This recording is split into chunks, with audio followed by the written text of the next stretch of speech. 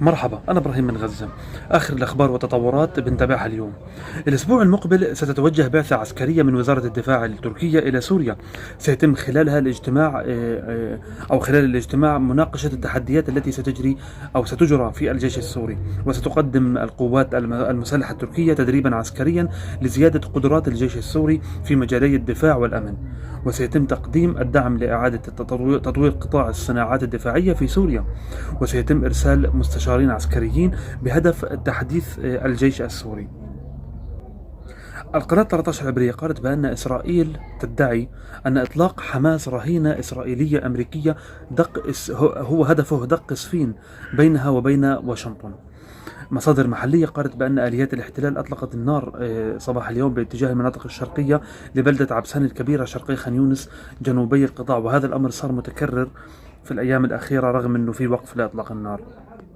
بعد ما جلس قيادة حماس بشكل مباشر مع الأمريكان.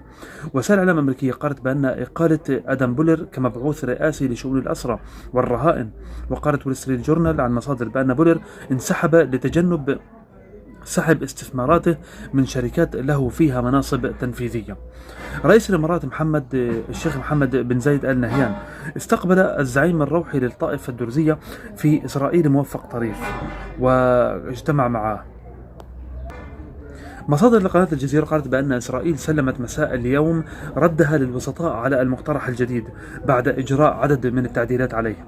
قالت إسرائيل أو طالبت إسرائيل في ردها بالإفراج عن 11 أسيرا حيا في غزة، من بينهم عيدان ألكسندر و16 جثة لأسرى إسرائيليين. عرضت إسرائيل في مقترحها الإفراج عن 120 محكوما بالمؤبد و1110 من أسرى قطاع غزة وجثامين 160 فلسطينيا. وأيضا طالبت إسرائيل بمقترحها أن تكون مدة التفاوض غير المباشر بعد الإفراج عن الرهائن 40 يوما وليس 50 يوما. اشترطت ربط المفاوضات أو مفاوضات وقف إطلاق النار الدائم بإعطاء أدلة على حياة بقية الأسرى الإسرائيليين، وطالبت بوضع آليات لتسليم المساعدات للمدنيين فقط وتجنب الحديث عن أي انسحاب إسرائيلي. جيش الاحتلال الإسرائيلي في بيان له قال بأنه تم رصد عدد من المشتبه بهم خارج مستوطنة حرشة، وهرعت القوات إلى المكان وأطلقت النار نحوهم مما دفعهم للانسحاب من المكان. القوات بدأت عمليات تمشيط للبحث عنهم في المنطقة، ولا يوجد خطر تسلل لهذه المستوطنة. كهذا ما جاء في بيان لجيش الاحتلال الإسرائيلي. ونهاية، أنا إبراهيم من غزة. اعملوا لي متابعة للمزيد وللتبرع تواصل معي على رقم الواتساب، ويعطيكم ألف عافية.